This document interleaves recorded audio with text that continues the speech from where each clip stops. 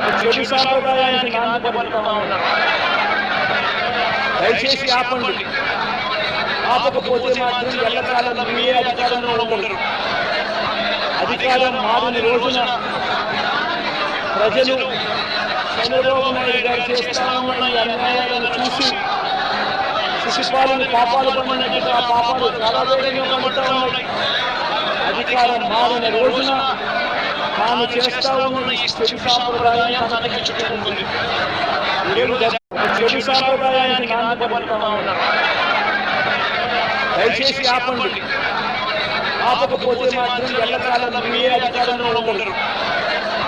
అధికారం మారిన రోజున ప్రజలు చంద్రబాబు నాయుడు గారు చేస్తామన్న అన్యాయాలను చూసి శిశుపాలను పాపాలు పడినట్టుగా ఆ పాపాలు చాలా వేగంగా పడుతూ ఉన్నాయి.